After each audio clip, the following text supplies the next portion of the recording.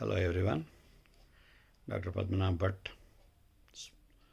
ಇವತ್ತಿನ ವಿಷಯ ಡಿವರ್ಮಿಂಗ್ ಅಂತ. ಅಂದರೆ ವರ್ಮ್ಸ್ ಕೇಳಿರ್ಬೋದು ನೀವು. ಹೊಟ್ಟೆ ಒಳಗಡೆ ಜಂತು ಹುಳ ಇರುತ್ತೆ. ಸೊ ನಮ್ಮ ಮಗು ಸರಿಯಾಗಿ ಊಟ ಮಾಡಲ್ಲ, ಹುಳಕ್ಕೆ ಔಷಧಿ ಹಾಕಿಲ್ಲ, ಈ ಥರ ಸಮಸ್ಯೆಗಳನ್ನು ಎಲ್ಲರೂ ಫೇಸ್ ಮಾಡ್ತಾ ಇರ್ತಾರೆ. ನಮ್ಮ ಹತ್ರ ಬರ್ತಾರೆ ಅದಕ್ಕೋಸ್ಕರ. ಸೊ ಇವತ್ತು ಆ ವಿಷಯದ ಬಗ್ಗೆ ಮಾತಾಡೋಣ ಅಂತ ಹೊರಟಿದ್ದೀನಿ. ವರ್ಮ್ಸ್ ಅಂದರೆ ಏನು ವರ್ಮ್ ಈ ವರ್ಮ್ಗಳಲ್ಲಿ ಎರಡು ಥರ ಇರ್ತದೆ. ಒಂದು ಕಣ್ಣಿಗೆ ಕಾಣಿಸುವಂತಹ ಹುಳ, ಇನ್ನೊಂದು ಕಣ್ಣಿಗೆ ಕಾಣಿಸದಂತಹ ಹುಳ. ಅದನ್ನು ಮೈಕ್ರೋಸ್ಕೋಪಲ್ಲಿ ಮಾತ್ರ ನೋಡ್ಬೋದು. ಆ ಥರದ ಹುಳಗಳು ಇರ್ತವೆ. ಸೊ ಕಣ್ಣಿಗೆ ಕಾಣುವ ಹುಳಗಳನ್ನು ನಾವು ಹೆಲ್ಮಿಂಥಸ್ ಅಂತ ಹೇಳ್ತೀವಿ. ಹೆಲ್ಮಿಂಥಸ್ ಇದರಲ್ಲಿ ಏನೇನು ಬರುತ್ತೆ? Round worm, pin worm, hook worm, whip worm, ಈ ಥರ ಸುಮಾರು ತರಹ ಇದೆ. ಅದೇ ಕಣ್ಣಿಗೆ ಕಾಣದೇ ಇರುವಂಥದ್ದು ಹುಳಗಳು ಜಿಯಾರ್ಡಿಯಾ ಲ್ಯಾಂಬ್ಲಿಯಾ ಅಂತ ಒಂದು ಸೂಕ್ಷ್ಮದರ್ಶಕದಲ್ಲಿ ನೋಡ್ಬೋದು. ಹಾಗೆಯೇ ಎಂಟಮೀಬಾ ಹಿಸ್ಟೋಲಿಟಿಕಾ ಅಂತ ಹೇಳಿಬಿಟ್ಟು ಅದೂ ಒಂದು ಪ್ಯಾರಾಸೈಟು. ಪ್ಯಾರಾಸೈಟ್ ಅಂದರೆ ಏನು? ಪರಾಣುಜೀವಿ. ಹುಳಗಳೆಲ್ಲ ಪರಾಣುಜೀವಿಗಳು, ಪರಜೀವವನ್ನು ಅವಲಂಬಿಸಿಕೊಂಡು ತಮ್ಮ ಜೀವನವನ್ನು ಮಾಡುವಂಥದ್ದು. ಅಂಥ ಹುಳಗಳಿಗೆ ನಾವು ಪ್ಯಾರಾಸೈಟ್ಸ್ ಅಂತೀವಿ. ಹೆಲ್ಮಿಂಥಸ್ ಮತ್ತು ಪ್ಯಾರಾಸೈಟ್ಸ್ ಎರಡು ಥರ ವರ್ಮ್ಗಳು ಅಂದ್ಕೊಳ್ಳಿ. ಸೊ ಹೆಲ್ಮಿಂಥಸ್ಗಳು ನಾನು ಹೇಳಿದಾಗೆ 3-4 ಥರ ಇದೆ: pin worm, hook worm, et cetera. So ಇವುಗಳು ಕೂಡ ನಮ್ಮ ಕರುಳಿನಲ್ಲಿ ಸೇರಿಕೊಂಡು ಅಲ್ಲಿಂದ ನಮ್ಮ ಆಹಾರ ವಸ್ತುಗಳು ಏನು ಸಿಗ್ತವೋ, ನಮ್ಮ ಆಹಾರ ವಸ್ತು ಅಬ್ಸಾರ್ಬ್ ಆಗಿ ರಕ್ತಕ್ಕೆ ಹೋಗಿ ಅದನ್ನು ಹೀರುವಂಥ ಕೆಲಸಗಳನ್ನು ಈ ವರ್ಮ್ಗಳು ಮಾಡ್ತವೆ. ಸೊ ಈ ಹುಳಗಳು ಹಾಗಾದರೆ ಒಳಗೆ ಹೇಗೆ ಹೋಗ್ತವೆ? ಒಳಗಡೆ ಹೋಗುವಂಥ ರೂಟು ಬಾಯಿ ಒಂದೇ ಅಂದರೆ ಆಹಾರದ ಮೂಲಕ ಹೋಗ್ತದೆ. ಹಾಗಾದರೆ ಆಹಾರದ ಮೂಲಕ ಯಾವ ರೀತಿಯಲ್ಲಿ ಹೋಗ್ತದೆ, ಯಾಕೆ ಹೋಗ್ತದೆ? ಇದು ಸಾಧಾರಣ ಮಟ್ಟಿಗೆ ಈ ತರಕಾರಿ ನಾವು ತಗೊಳ್ತೀವಿ, ಬೀದಿಯಲ್ಲಿ ಮಾರೋ ತರಕಾರಿ ಅಥವಾ ಎಲ್ಲಾದರೂ ತರಕಾರಿ ತಗೊಳ್ತೀವಿ.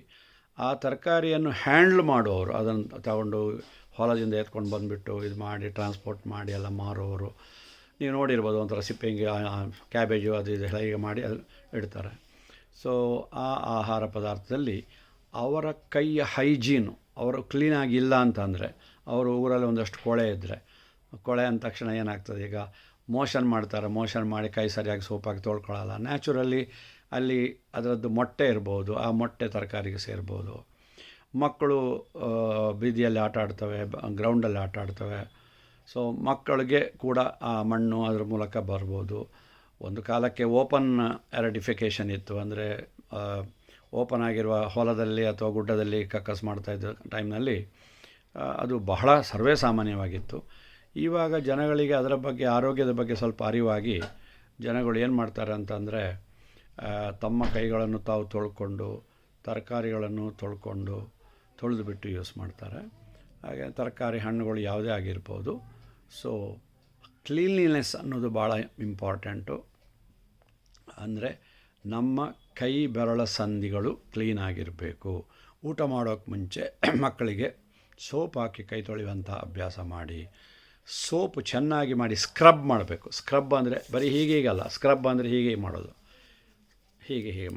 ಇದು ಸ್ಕ್ರಬ್ಬಿಂಗ್. ನಾವು ಡಾಕ್ಟ್ರುಗಳಿಂದ ಆಪ್ರೇಷನ್ ಮಾಡೋಕ್ಕೆ ಮುಂಚೆ ಸ್ಕ್ರಬ್ಬಿಂಗ್ ಮಾಡ್ತೀವಿ. ಸೊ ಹಾಗೆ ಸ್ಕ್ರಬ್ಬಿಂಗ್ ಮಾಡೋ ಅಭ್ಯಾಸವನ್ನು ಮಕ್ಕಳಿಗೆ ಹೇಳ್ಕೊಡ್ಬೇಕು. ಆಮೇಲೆ ಯಾವುದೇ ಆಟ ಆಡಿ ಬಂದರೆ ಕೈ, ಕಾಲು, ಮುಖ ಎಲ್ಲ ತೊಳ್ಕೊಳ್ಳೋ ಅಭ್ಯಾಸನ ಇಟ್ಕೊಳ್ಬೇಕು. ಸೊ ಹೀಗೆ ಹುಳಗಳು ಬಾಯಿಯ ಮೂಲಕ ಒಳಗೆ ಹೋಗ್ತವೆ. ಈ ಬಾಯಿಯ ಮೂಲಕ ಒಳಗೆ ಹೋದಂತಹ ಹುಳ ಅದರ ಲೈಫ್ ಸೈಕಲ್ ಬಾಯಿಯಿಂದ ಸ್ಟಾರ್ಟ್ ಆಗಿ ಆಮೇಲೆ ಅದು ಒಂದು ಚಿಕ್ಕ ಹುಳ ಆಗಿರ್ಬೋದು. ಆಮೇಲೆ ಅದು ದೊಡ್ಡದ ಹುಳ ಆಗ್ತದೆ. ಅಲ್ಲಿ 2 ಹುಳಗಳಿದ್ದರೆ ಅವುಗಳು ರಿಪ್ರೊಡಕ್ಷನ್ ಶುರುವಾಗುತ್ತೆ, ಮಲ್ಟಿಪ್ಲೈ ಆಗಲಿಕ್ಕೆ ಶುರುವಾಗ್ತದೆ. ಮಲ್ಟಿಪ್ಲೈ ಆಗಿ ಅವು ನಮ್ಮನ್ನು ಬಾಧಿಸ್ತವೆ. ಕೆಲವು ಹುಳಗಳು, ಈಗ ಹುಕ್ ವರ್ಮ್ ಅಂತ ಒಂದು ಹೇಳಿದೆ ನಾನು. ಹುಕ್ ವರ್ಮ್ ಅಂತ ಅಂದರೆ ಅದು ಇಂಟೆಸ್ಟೈನ್ ವಾಲ್ಗೆ ಹೋಗ್ಬಿಟ್ಟು ಹಿಂಗೆ ಹುಕ್ ಮಾಡಿ ಅದನ್ನು ಹೀರ್ತಾ ಇರ್ತದೆ, ರಕ್ತ ಹೀರ್ತಾ ಇರ್ತದೆ. ಅದು ಇಂಟೆಸ್ಟೈನ್ ವಾಲಲ್ಲಿರುವಂಥ ಆರ್ಟ್ರಿಗಳಿಂದ, ಇಂಟೆಸ್ಟೈನ್ ಒಳಗಡೆಯಿಂದ ಕೂಡ ಹೀರ್ಬೋದು. ಸೊ ಅದು ಹಾಗೆ ಮಾಡ್ಬೋದು. ರೌಂಡ್ ವರ್ಮ್ಗಳು, ದೊಡ್ಡ ವರ್ಮ್ಗಳು, ರೌಂಡ್ ವರ್ಮ್ ಅಂತಂದರೆ ಸುಮಾರು 20 ಸೆಂಟಿಮೀಟ್ರ್ ಉದ್ದ ಇರ್ತದೆ. ಅಷ್ಟು ಉದ್ದ ನೀವು ನೋಡಿರ್ಬೋದು. ದೊಡ್ಡ ಹುಳ ಬೀಳೋದು ನೀವು ನೋಡಿರ್ಬೋದು, ನಿಮಗಾಗಲಿ ನಿಮ್ಮ ಮಕ್ಕಳಿಗಾಗಲಿ ಬೀಳೋದನ್ನು ನೋಡಿರ್ಬೋದು. ಸೊ ದೊಡ್ಡ ಹುಳುಗಳು ಬೀಳ್ತವೆ. ಚಿಕ್ಕ ಹುಳುಗಳು ಬೀಳೋದು ಅಷ್ಟೊಂದು ಗೊತ್ತಾಗಲ್ಲ. ಬಟ್ ನಿಮ್ಮ ಚಿಕ್ಕ ಮಕ್ಕಳು, ಒಂದು 4-5 ವರ್ಷದ ಮಕ್ಕಳು ಯಾವಾಗಲೂ ಕಕ್ಕಸ್ ಮಾಡೋ ಜಾಗವನ್ನು ಕೆರಿತಾ ಇರ್ತಾರೆ. ಯಾಕಂದರೆ ಆ ಇದು ಪಿನ್ ವರ್ಮ್ ಅನ್ನೋದು ಅದು ಚಿಕ್ಕದು ಒಂದು ಥ್ರೆಡ್ ಥರ ಇರ್ತದೆ. ಅದು ರಾತ್ರಿ, ಪರ್ಟಿಕ್ಯುಲರ್ಲಿ ರಾತ್ರಿ ಕಕ್ಕಸ್ ಮಾಡುವ ಆ ತೂತಿನಿಂದ ಹೊರಗಡೆ ಬಂದು ಅದು ಮೊಟ್ಟೆ ಇಡೋದು ಹೊರಗಡೆ ಬಂದು, ಆ ಮೊಟ್ಟೆ ಇಡುವಾಗ ಮಗುವಿಗೆ ಅಲ್ಲಿ ಒಂದು ಸ್ವಲ್ಪ ಡಿಸ್ಕಂಫರ್ಟ್ ಆಗುತ್ತೆ, ನವೆ ಆಗುತ್ತೆ, ಇಚ್ಚಾಗುತ್ತೆ. ಸೊ ರಾತ್ರಿಯಲ್ಲಿ ಮಗು ಕಕ್ಕಸ್ ಮಾಡೋ ಜಾಗವನ್ನು ಕೆರಿತಾ ಇರ್ತದೆ. ಸೊ ಏನಾಗ್ತದೆ, ನೆಕ್ಸ್ಟು ಇಲ್ಲಿ ಸೇರಿಕೊಳ್ತದೆ. ಅಲ್ಲಿ ಸೇರಿಕೊಂಡು ಬೆಳಗ್ಗೆ ಹಲ್ಲುಜ್ಜುವಾಗ, ಇದು ಮಾಡುವಾಗ, ಮತ್ತು ತಿಂಡಿ ತಿನ್ನುವಾಗ ನ್ಯಾಚುರಲಿ ಆಹಾರದೊಳಗೆ ಮತ್ತೆ ಒಳಗೆ ಹೋಗ್ತದೆ. ಸೊ ಒಂಥರ ಆಟೋ ಸೈಕಲ್. ನಮ್ಮ ದೇಹದಿಂದ ವಿಸರ್ಜಿತವಾದಂತಹ ಒಂದು ಮೊಟ್ಟೆ, ಹುಳದ ಮೊಟ್ಟೆ, ಮತ್ತು ಆಹಾರದ ಮೂಲಕ ಒಳಗೆ ಹೋಗಿ ಮತ್ತೆ ಅದರ ಜೀವನ ಅದು ಅಡಲ್ಟ್ ರೂಪಕ್ಕೆ ಬಂದು ಮತ್ತೆ ಮೊಟ್ಟೆ ಹೋಗಿ ಹುಳ ಆಗಿ, ಹುಳ ಮತ್ತೆ ಮೊಟ್ಟೆ ಇಟ್ಟು ಮತ್ತೆ ಬಾಯಿಯಿಂದ ಬಂದು, ಹೀಗೆ ಆಟೋ ಸೈಕಲ್, ಆ ಸೈಕಲ್ ನಡೀತಾನೇ ಇರ್ತದೆ. ನಮ್ಮಿಂದ ನಮ್ಮ ಒಳಗಡೆ ನಡೀತಾ ಇರ್ತದೆ. ಈ ಥರ ಚಾನ್ಸಸ್ ಇದೆ. ಅದು ಪಿನ್ ವರ್ಮ್ ಅನ್ನೋದು ಬಹಳ ಕಾಮನ್ ಮಕ್ಕಳಿಗೆ. ಸೊ ಇದು ಒಂದು ವಿಚಿತ್ರವಾದಂತಹ ಹುಳ, ಪಿನ್ ವರ್ಮ್ ಅನ್ನೋದು. ಹುಕ್ ವರ್ಮ್ ನಾನು ಹೇಳ್ದಂಗೆ ಅದು ಹುಕ್ ಮಾಡ್ಕೊಂಡಿರ್ತದೆ, ಅಬ್ಸಾರ್ಬ್ ಆಗ್ತದೆ. ಅದರ ಆಯುಷ್ಯ ಮುಗಿದಾಗ ಅದು ಹಾಗೇ ಕಕ್ಕಸಲ್ಲಿ ಈಚೆ ಬರ್ತದೆ. ಸೊ ಈ ಥರ ಇದ್ದಾಗ ನಾವು ಮಕ್ಕಳಿಗೆ ಜಂತು ಹುಳದ ಔಷಧಿಯನ್ನು ನಿಮ್ಮ ವೈದ್ಯರನ್ನು ಸಂಪರ್ಕಿಸ್ತೀರಾ, ಅವರು ಜಂತು ಹುಳದ ಔಷಧಿ ಬರ್ಕೊಡ್ತಾರೆ. ಜಂತು ಹುಳದ ಔಷಧಿಗಳು ಹಲವಾರು ಇರ್ತವೆ. ಕೆಲವು ಸಿಂಗಲ್ ಡೋಸ್ ಇರ್ತದೆ. ಬೆಂಡೆಕ್ಸ್ ಸಿರಪ್ ಅನ್ನೋದು ಸಿಂಗಲ್ ಡೋಸ್, ನಾವು ಡಿಪೆಂಡಿಂಗ್ ಅಪಾನ್ ದ ಏಜ್ ನಾವು ಹೇಳ್ತೀವಿ ಇದನ್ನು ತಗೊಳ್ಳಿ ಅಂತ ಹೇಳಿಬಿಟ್ಟು. ಅಥವಾ ಕೆಲವು ಸರ್ತಿ ಬೆಂಡೆಕ್ಸ್ ಅಂದರೆ ಅದು ಆಲ್ಬೆಂಡಝೋಲ್ ಅಂಥೇಳಿ, ಇನ್ನೊಂದು ಮೆಬೆಂಡಝೋಲ್ ಅಂತ ಹೇಳಿಬಿಟ್ಟಿದೆ. ಅದು ಒಂದು 3 ದಿವಸಕ್ಕೆ ತಗೊಳ್ಳುವಂಥದ್ದು ಔಷಧಿ. ಅಥವಾ ಅದೂ ಸಿಂಗಲ್ ಡೋಸಿಗೆ ಕೆಲವು ತರಹ ಹುಳಗಳಿಗೆ ಸಿಂಗಲ್ ಡೋಸ್ ಕೊಟ್ಟರು ಒಳ್ಳೆಯದೇನೆ. ಸೊ ಹೀಗೆ ಆ ಗ್ರೂಪ್ನ ಔಷಧಿಗಳಿಗೆ ಆ ಬೇರೆ ಬೇರೆ ಹುಳಕ್ಕೆ ಆಯಾಯ ಗ್ರೂಪಿಗೆ ಅನುಗುಣವಾದಂತಹ ಔಷಧಿಯನ್ನು ಡಾಕ್ಟ್ರು ಬರ್ಕೊಡ್ತಾರೆ. ಅದನ್ನು ಆ ನಿಯಮಿತ ಡೋಸೇಜ್ನಲ್ಲಿ ತಗೊಳ್ಬೇಕು. ಸೊ ಇದು ಡಾಕ್ಟ್ರುಗಳು ಬರ್ಕೊಟ್ಟದನ್ನು ಮಾತ್ರ ತಗೊಳ್ಬೇಕು. ಆ್ಯಕ್ಚುಲಿ ಮೆಡಿಕಲ್ ಶಾಪಲ್ಲಿ ಹೋಗ್ಬಿಟ್ಟು ನನ್ನ ಮಗುಗೆ ಒಂದು ಹುಳದ ಔಷಧಿ ಕೊಡಿ ಅಂತ ಹೇಳುವಂಥದ್ದು ಅದು ಸರಿಯಲ್ಲ. ಅದು ಡಾಕ್ಟ್ರುಗಳ ಹತ್ರ ಪರೀಕ್ಷೆ ಮಾಡಿಸ್ಕೊಂಡು ಯಾವ ಥರದ ಹುಳ ಅಂತ ಡಾಕ್ಟ್ರು ಅವ್ರು ಗೆಸ್ ಮಾಡ್ತಾರೆ. ಮಗುವಿನ ಸಿಮ್ಟಮ್ಸ್ ಮೇಲೆ, ಮಗು ಅಥವಾ ಮಗುವಿನ ತಾಯಿ ಏನು ಹೇಳ್ತಾರೆ ಅದರ ಆಧಾರದ ಮೇಲೆ ಇಂಥದ್ದೇ ಹುಳ ಇರ್ಬೋದು, ಇದಕ್ಕೆ ಇದೇ ಔಷಧಿ ಕೊಡಬೇಕು ಅಂತ ಡಾಕ್ಟ್ರುಗಳಿಗೆ ಗೊತ್ತಾಗ್ತದೆ. ಆದ್ದರಿಂದ ದಯವಿಟ್ಟು ನಿಮ್ಮ ಕುಟುಂಬ ವೈದ್ಯರನ್ನು ಸಂಪರ್ಕಿಸಿ ಅವರು ಏನು ಬರ್ಕೊಡ್ತಾರೋ ಅದನ್ನು ಕೊಡಿ. ನೀವೇ ಡಿಸೈಡ್ ಮಾಡೋದು ಬೇಡ ಅಂತ ನಾನು ಬಯಸ್ತೀನಿ. ಆಮೇಲೆ ನೆಕ್ಸ್ಟ್ ಕ್ವಶ್ಚನ್ ಯಾವಾಗಲೂ ಎಷ್ಟು ತಿಂಗಳಿಗೊಂದು ಸತಿ ಕೊಡಬೇಕು ಅಂತ ಒಂದು ಸಾಮಾನ್ಯವಾದ ಪ್ರಶ್ನೆ.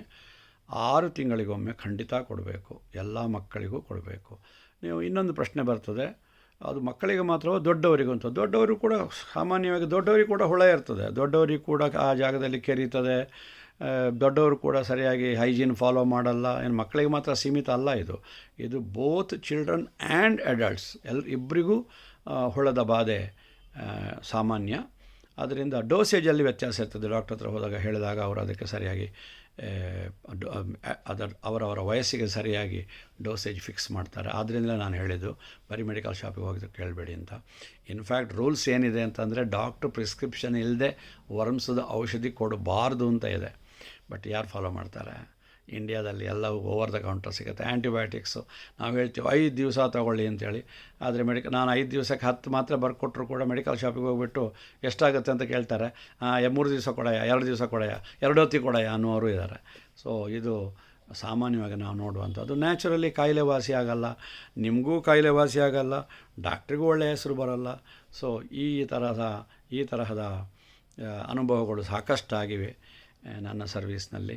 ಸೊ ಎಲ್ಲರಿಗೂ ಒಂದು ನಿವೇದನೆ ಏನು ಅಂತಂದರೆ, ನಿಯಮಿತವಾಗಿ ಕಾಲಕ್ಕೆ ವೈದ್ಯರ ಸಲಹೆ ಪಡೆದು ಹುಳಕ್ಕೆ, ಮಕ್ಕಳಿಗೆ ಮತ್ತು ಅಡಲ್ಟ್ಸಿಗೆ ಮತ್ತು ವಯಸ್ಕರಿಗೆ, ಅಡಲ್ಟ್ಸ್ ಅಂದರೆ ವಯಸ್ಕರು, ವಯಸ್ಕರಿಗೆ, ವಯಸ್ಸಾದವರಿಗೆ, ಮುದುಕರಿಗೆ ಎಲ್ಲರೂ ಕೂಡ ಈ ಜಂತು ಹುಳದ ಔಷಧಿಯನ್ನು ಎಲ್ಲರೂ ತಗೊಳ್ಬೇಕು ಅಂತ ನಾನು ಹೇಳಬಯಸ್ತೀನಿ. ಸೊ ತರಕಾರಿಗಳನ್ನು ಕ್ಲೀನ್ ಮಾಡೋದು, ಹಣ್ಣುಗಳನ್ನು ಚೆನ್ನಾಗಿ ತೊಳೆಯೋದು, ತರಕಾರಿಗಳನ್ನು ಪೊಟ್ಯಾಷಿಯಮ್ ಪರ್ಮಾಂಗನೇಟ್ ದ್ರಾವಣದಲ್ಲೇ ತೊಳೆದ್ರೆ ಭಾಳ ಒಳ್ಳೆಯದು ಅಂತೀವಿ. ಕೊನೆಗೆ ಅಟ್ಲೀಸ್ಟ್ ಒಂದು ಚೂರು ಉಪ್ಪು ನೀರು ಮಾಡಿಬಿಟ್ಟು ಅದರಲ್ಲಾದರೂ ತೊಳೀರಿ. ಟಿಂಕ್ಚರ್ ಗಿಂಚರ್ ಎಲ್ಲ ಬೇಡ. ಈಗ ಬೀಟಾಡಿನ್ ಅಂತ ಒಂದು ಬರುತ್ತೆ, ಬೀಟಾಡಿನ್ ಲೋಷನ್ ಅಂತ, ಅದನ್ನು ಸ್ವಲ್ಪ ಡೈಲ್ಯೂಟ್ ಮಾಡಿಬಿಟ್ಟು ಅದರಲ್ಲಿ ಕೂಡ ತರಕಾರಿ, ಹಣ್ಣು ಹಂಪಲುಗಳನ್ನು ತೊಳೆದು ಯೂಸ್ ಮಾಡುವಂಥ ಅಭ್ಯಾಸ ಇಟ್ಕೊಳ್ಳಿ. ಆಮೇಲೆ ಮಕ್ಕಳಿಗೆ ಕಾಲಕ್ಕೆ ಉಗುರನ್ನು ಕತ್ತರಿಸಿಬಿಟ್ಟು ಉಗುರು ಕಟ್ ಮಾಡಿಬಿಟ್ಟು ಅದನ್ನು ಕ್ಲೀನಾಗಿ ಇಟ್ಕೊಳ್ಳಿಕ್ಕೆ ಹೇಳಿ. ಯಾಕಂದರೆ ಉಗುರು ಉದ್ದಕ್ಕೆ ಬೆಳೆದುಬಿಟ್ಟು ಅದರ ಎಡೆನಲ್ಲೇ ಹೋಗಿ ಕೊಳೆ ಕೂತ್ಕೊಳ್ಳೋದಲ್ವ. ಆಮೇಲೆ ಕೆಲವು ಮಕ್ಕಳಿಗೆ ಊಟ ಮಾಡೋದು ಅಲ್ಲದೆ ಕೆಲವು ದುರಭ್ಯಾಸಗಳಿರ್ತವೆ. ಈಗ ಕೂತ್ಕೊಂಡಿದ್ದ ಮಗು ಹಲ್ಲು ಕಚ್ಚಕ್ಕೆ ಶುರು ಮಾಡ್ತಾರೆ, ಟಕ್ಕು ಅಂತ. ಆ ಹಲ್ಲ ಎಡೆನಲ್ಲಿ ಇರುವಂಥದ್ದು ಎಲ್ಲ ಗಲೀಜು ಒಳಗೆ ಹೋಗ್ತದೆ. ಅದರಲ್ಲಿ ಹುಳದ ಮೊಟ್ಟೆ ಕೂಡ ಇರ್ಬೋದು. ಮತ್ತು ಒಳಗೆ ಹೇಳಿದ್ನಲ್ಲ, ಆಟೋ ಇನ್ಫೆಕ್ಷನ್, ಆಟೋ ಸೈಕಲ್, ಒಳಗಡೆಯಿಂದ ಒಳಗಡೆ ಸೈಕಲ್, ಒಂದು ಸರ್ತಿ ಹೊರಗೆ ಬರೋದು, ಒಂದು ಸರ್ತಿ ಒಳಗೆ ಹೋಗೋದು, ಈ ಥರದ್ದು ನಡೀತಾ ಇರ್ತದೆ.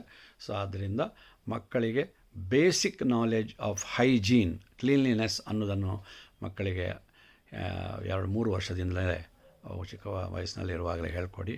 ವಯಸ್ಸಾದ ಮೇಲೆ ದೊಡ್ಡವರಾದರು ಅಂತ ಹೇಳಿಬಿಟ್ಬಿಡಬೇಡಿ. ಪೀರಿಯಾಡಿಕಲ್ಲಾಗಿ ಜ್ಞಾಪಕ ಮಾಡಿಕೊಳ್ಳಿ. 6 ತಿಂಗಳಿಗೆ ಒಂದು ಸರ್ತಿ ಇಡೀ ಫ್ಯಾಮಿಲಿಗೆ ಔಷಧಿ ತಗೊಳ್ಳೋ ಥರ ಒಂದು ಅಭ್ಯಾಸ ಮಾಡಿಕೊಳ್ಳಿ.